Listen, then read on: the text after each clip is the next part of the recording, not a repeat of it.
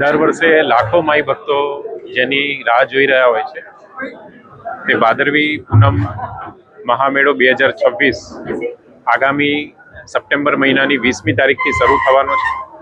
ત્યારે આ ભાદરવી પૂનમ મહામેળાનો જે અભિન્ન અંગ કહેવાય તે સૌ પગપાળા સંઘ સાથે અને ભાદરવી પૂનમિયા સંઘ સેવા ટ્રસ્ટની આજે મીટિંગ યોજાઈ હતી। 1600 કરતાં પણ વધારે પગપાળા સંઘો આ ટ્રસ્ટ સાથે જોડાયેલા છે। આ પગપાળા સંઘોને મહામેળા દરમિયાન કઈ કઈ બાબતોનું ધ્યાન રાખવું હોય તેની માહિતી આજે આપવામાં આવી।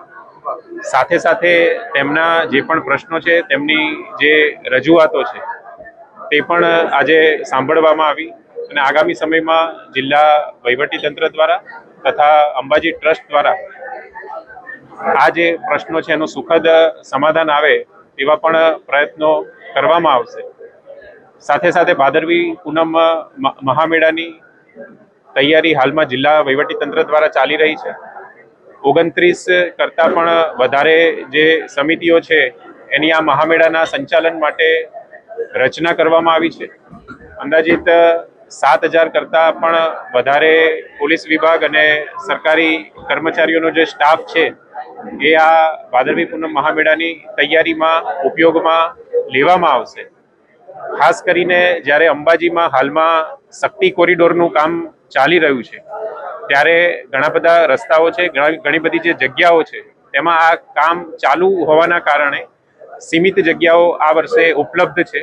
આ બાબતને ધ્યાનમાં રાખીને પણ માઇક્રો મેનેજમેન્ટ મંદિર ટ્રસ્ટ દ્વારા અને જિલ્લા વહીવટીતંત્ર દ્વારા કરવામાં આવ્યું છે અને તેના આધારે જે ખાસ કરીને વ્હીકલની મૂવમેન્ટ છે એના ઉપર પણ નિયંત્રણ કેવી રીતે લાવી શકાય અને ટ્રાફિક મુક્ત વાતાવરણમાં સમગ્ર મહામેળાનું સંચાલન થાય તેવા પ્રયાસો પણ કરવામાં આવી રહ્યા છે। આવનાર સમયમાં ભાદરવી પૂનમ મહામેળાનું જે આયોજન થઈ રહ્યા છે, આયોજનના ભાગરૂપે આજ અંબાજીમાં શ્રી ભાદરવી પૂનમિયા સંઘ સેવા ટ્રસ્ટના તમામ પ્રતિનિધિશ્રીઓ, ટ્રસ્ટીઓ અને મીડિયાના મિત્રો સાથે આયોજનના ભાગરૂપે મિટિંગ થયેલ છે, જેમાં પ્રશાસન તરફથી, પોલીસ તરફથી જે વ્યવસ્થા કરવામાં આવી રહી છે તેનો ચર્ચા આ મિટિંગમાં થયેલ છે।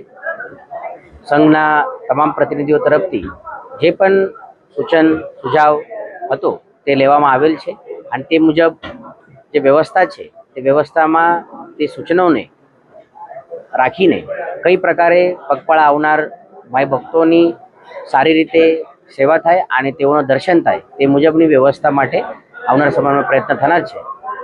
મેળાની જે તૈયારી છે સુરક્ષાના દૃષ્ટિએ પણ શરૂ કરી દેવામાં આવેલ છે અને આવનાર સમયમાં આ સુરક્ષાને બહુ સારી રીતે કરીને મેળા સારી રીતે પૂર્ણ થાય તે માટે અમારા પ્રયત્ન રહેશે।